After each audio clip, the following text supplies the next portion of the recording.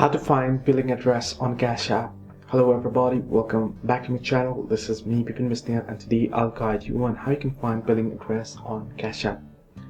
Well, let me guide you through quick. Simply go ahead and open up Cash App. Then you want to tap on the profile icon at the top right corner of your screen and you'll be headed to this page.